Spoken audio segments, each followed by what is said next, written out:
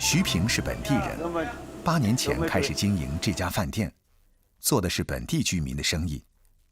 海边的人对于海味儿，那是骨子里天生的挑剔。花蟹、花虾是当地的特产，也是饭店的招牌菜。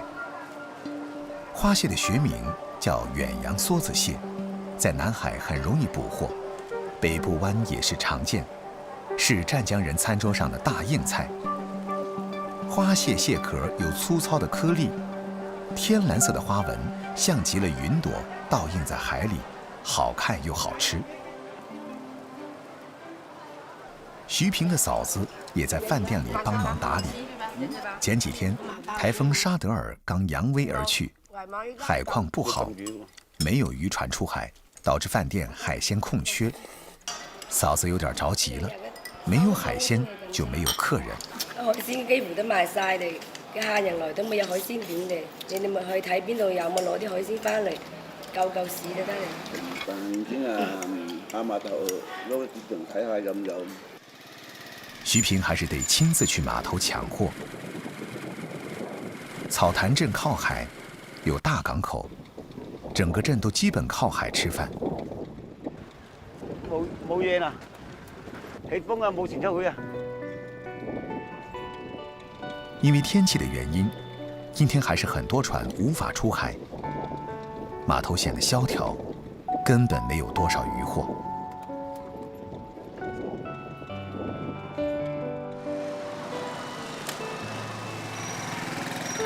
昨天没有买到海鲜，今天凌晨4点，徐平摸黑就起了，因为他收到风讯，半夜海况好转，很多渔船出海了。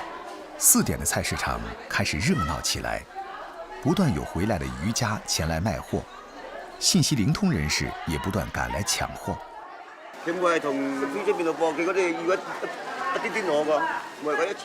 菜市场抢货，徐平是老手。先确定战略目标，打赢几个局部战争，下手快准狠。遇到对手沉着冷静，头脑不发热，迂回迂回再迂回，2个小时下来，大捷。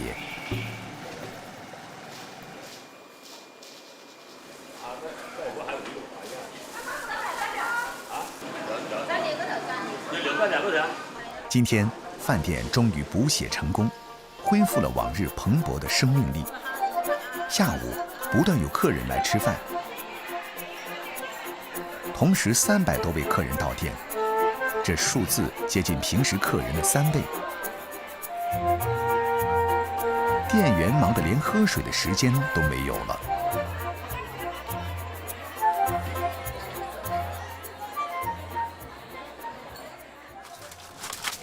这是丰收的一天，大家都超负荷工作。徐平决定给大家加菜。花蟹拿冰水镇后，无需别的佐料，不加水，干锅大火烧15分钟，花蟹预热排出体内多余水分，水预热成蒸汽，利用自身的水分来把蟹蒸熟。这种极尽简单的做法是草潭渔民独有的烹饪方式。他们认为这样做的花蟹才最为原汁原味，最为鲜美。花蟹斩断，蟹肉洁白透亮，犹如玉石。过油锅至焦黄捞出，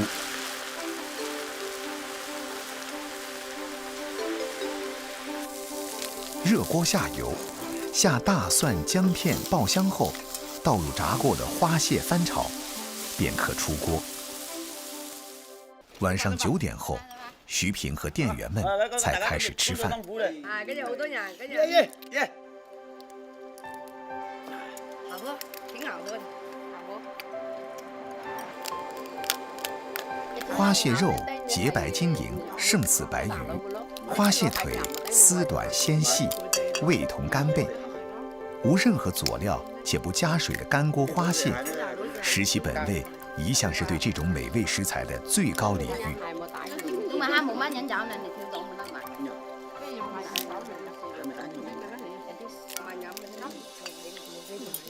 要不要加錢啊？炒花蟹又别有一番风味，姜葱和辣椒都融进了蟹肉里，花蟹本身的鲜显得鹤立鸡群。尽管多种味道混合，但辅料丝毫没有抢过主料的风头。花虾肉质饱满弹滑，配以西芹的脆爽、百合的清香，再附加一丝微微的辣，十足的下饭神器。徐平自嘲说：“这就是餐饮人的生活，起得比鸡早，干得比牛多，唯一吃的，那却是比猪要好多了。但客人多，生意好，总是高兴的。”紫菜算是最常见的国民美食，零食、菜肴、主食的搭配，都可以看到它的身影。我国海岸沿线，从南到北，拥有世界上产值最高的栽培海藻。汕头澄海的莱芜半岛，是老广们的紫菜种植中心区。9月，南方北风初起，带来些许凉意，这里的菜农们也开始忙碌了起来。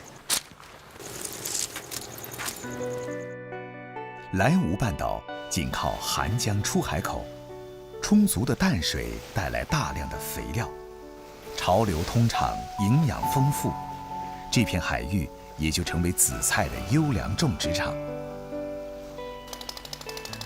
种紫菜是从一串串贝壳开始的。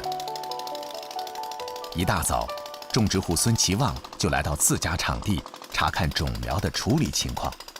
这些都是紫菜苗。人们把紫菜分离出孢子，附着在扇贝贝壳上，在池子里用强水流冲刷，使得孢子脱离，然后放入竹帘，让孢子附着于竹帘上，就完成了紫菜孢子的转移。竹帘上紫菜孢子的附着情况，直接关系到40多天后的收成。孙其旺及工人们不敢大意，仔细地进行着每一个步骤。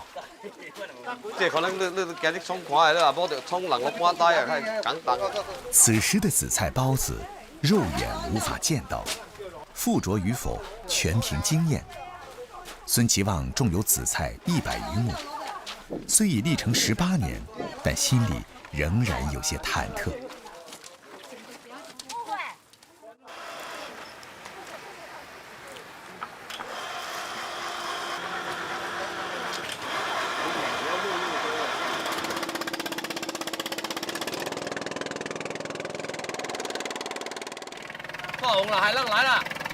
种植紫菜，气候条件非常重要，一定要等到秋凉了才适合紫菜生长。气温要25度以下才可以，它气候太高，它长不出来。主要就是水质如果好了，很快就长出来了。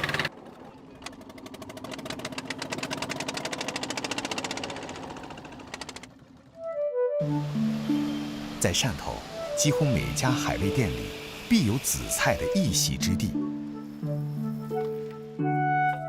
汕头人喜吃紫菜，家里闲坐，友人小聚，烤几片紫菜作为零嘴儿，送茶下酒，惬意之情溢于言表。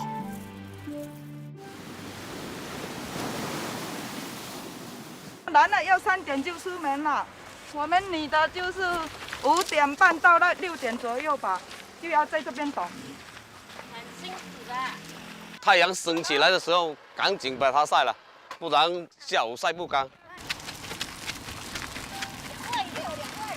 紫菜的生长过程与众不同，种植初期，为防止鱼类蚕食及泥沙的影响，每隔2、3天就要拉上岸翻晒一次，费时费力，异常辛苦。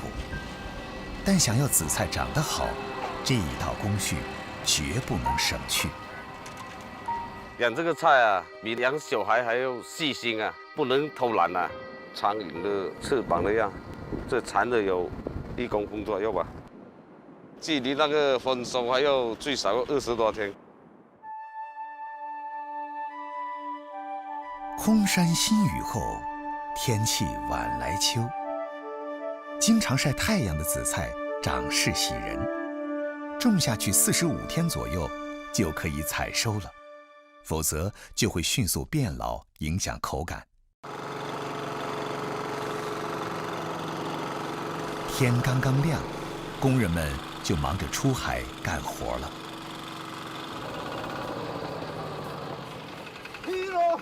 海呀！我们是来也不知道收成多少，这个也是要看天气啊。刮大风啊，那个产量就低了。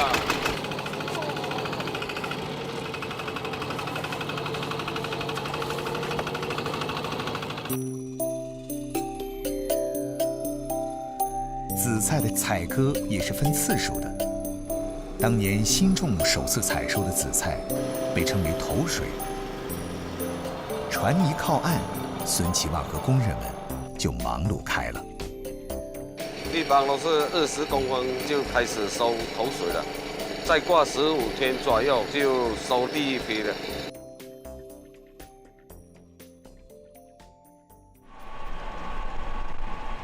采割下来的新鲜紫菜，要经淡水清洗，去除表面的盐分，再被做成圆盘形。这一步骤必须趁早，在太阳升起之前完成。2、3点洗爽嘛，这个紫菜要早洗来做，中午才会干。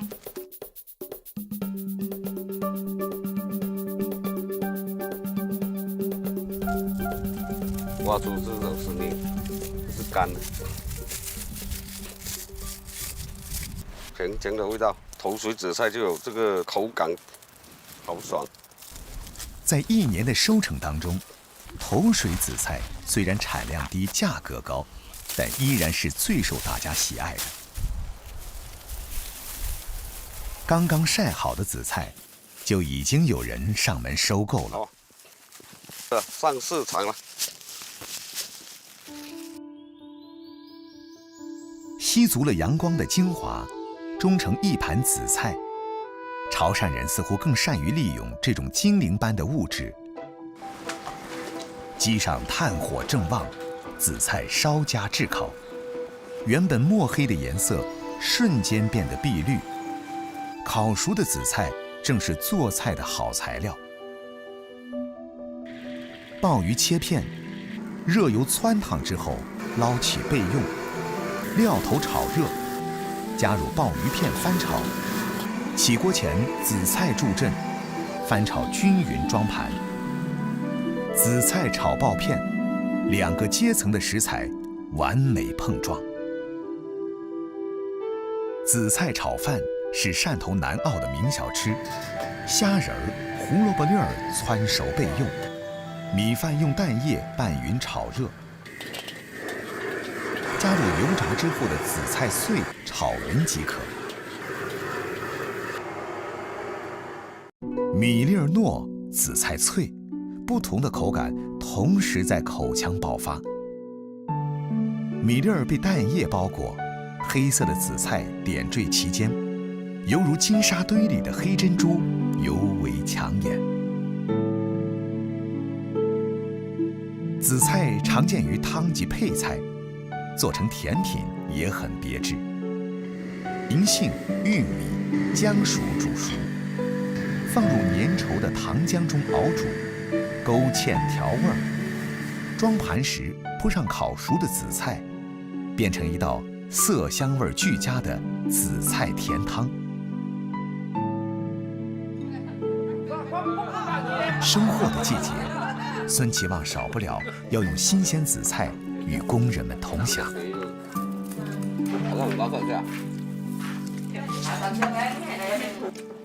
好好好。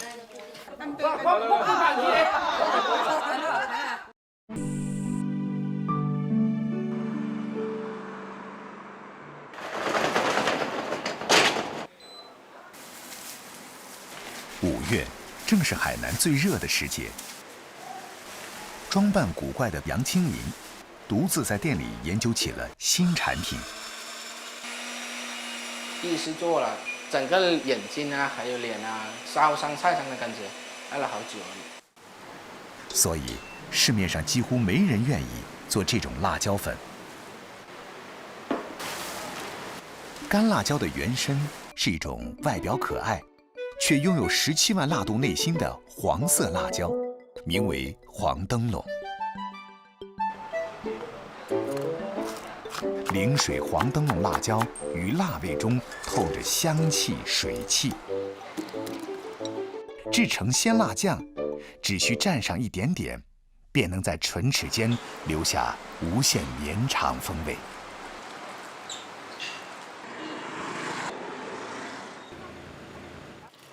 杨清林是黎族人，做了几年汽车维修工，因为喜欢研究吃，2015年在灵水开了这家酸粉店。灵水酸粉是我们灵水的一个特色小吃。粉中加入牛肉干、鱼腐、鱼干、沙虫干，最后淋上秘制醋汁、卤汁即可上桌。加上1小勺黄灯笼辣酱，顺滑的米粉裹着浓郁的辣酱，缠绵入口，十分开胃。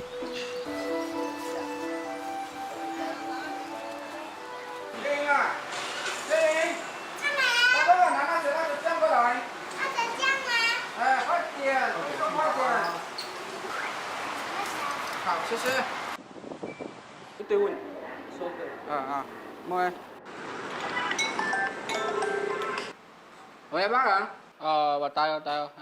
这家小店正是杨清林钻研辣椒粉，甚至开始自己种辣椒的源头。它在外面市场上卖的比较贵，自己家里也有一点土地，所以就种了这个辣椒。黄灯笼椒喜温喜光，但35度以上高温、强光条件下易得病。8月到10月是最好的种植时间。去年种植失败后，杨清林格外用心。像这种盐的是我们本地的品种，产量低，不容易种植。这种是杂交过后的，产量比较高。刚采摘回来的辣椒就交给杨清林的母亲处理，清洗、晾晒都是老人家独自完成。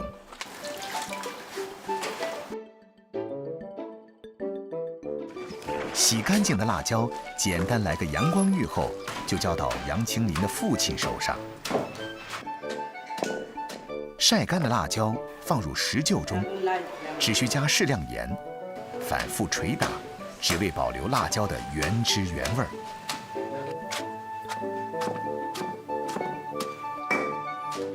父亲忙完，对外的活儿就是杨清林的了。现做现卖的辣椒酱，最近订货量比较大，刚封盖，杨清林就忙不迭地配送了。大部分我种的这个辣椒都是销往灵水市场和三亚市场，还有一些餐馆。因为我们本地人对这个辣椒讲究了个钱，只有市场了，它才能更快速把这个辣椒往消费者销。哎，小姐啊，路啊，袂冇红零两蚊椒啊。就么红零两蚊椒不得啦，啊个一那几椒，那就喜欢吃就吃就喜欢椒。根据个人的口味挑选配料，现场定制辣酱，是当地独有的特色。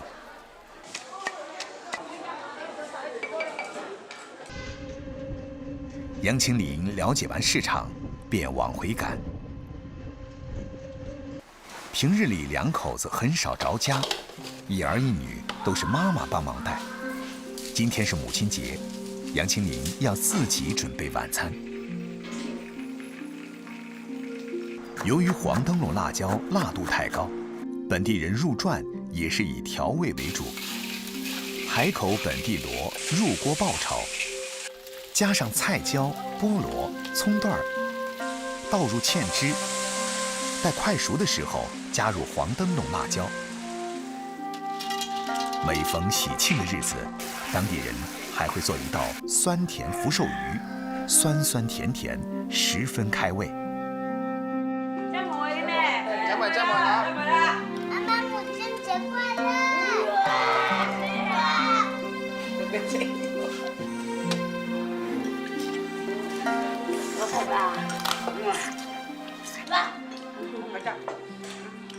看到这样的表情就是很辣那种感觉了啊。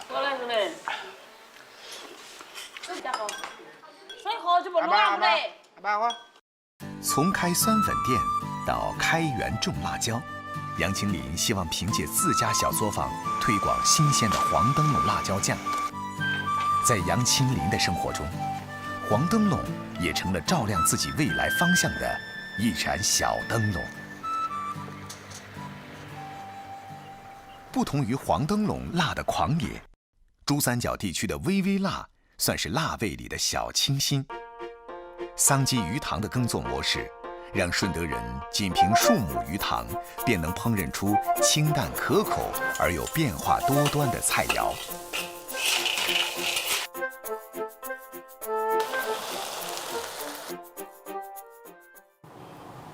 但在顺德均安，竟然有一位以辣椒为主的手信，拌鱼而生，已有近100年的历史。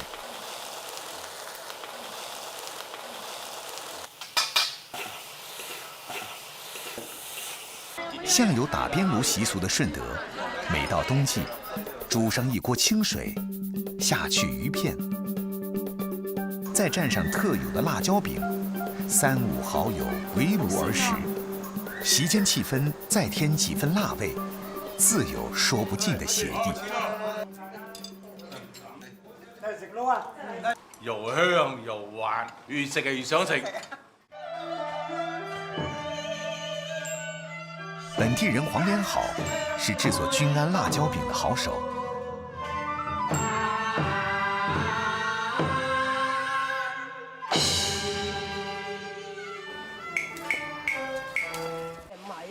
一大早，黄姨就约了邻居去後院菜地采摘制作辣椒餅的配料。呢度係沙頭嗰啲鮮香㗎，你揾好多箭喎辣椒仔。夠住揾2餐啦，唉，我翻去話嚇。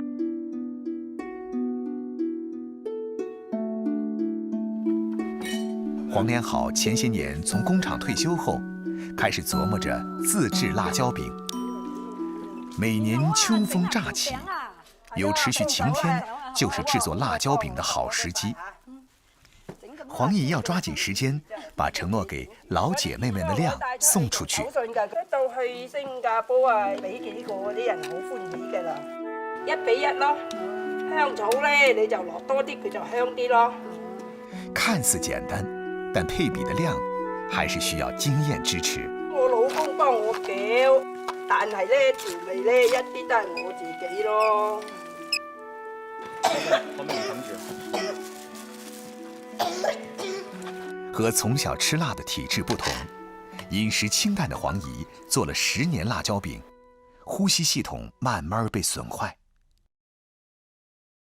12年，2個幾月整咗700幾斤，我個老契話我老咗5年咯。小小的本地椒看着不起眼，其實辣度很高。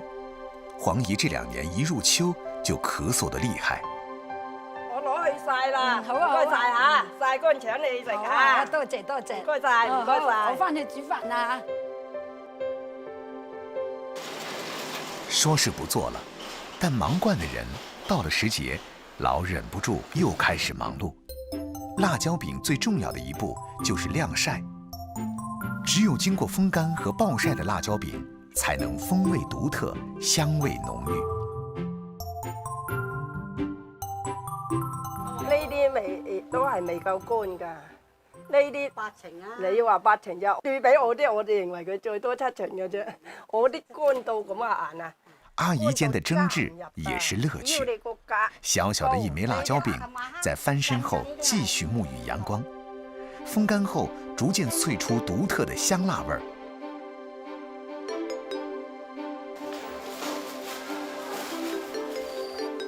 辣椒餅的製作相對簡單又好保存，本地的菜市場一年四季都有售賣。賣啊，都係燒餅50蚊1斤。哦，50蚊一斤啊！啊，好香喎！好香喎！每次買菜，黃姨和老公總要看看別人做的辣椒餅。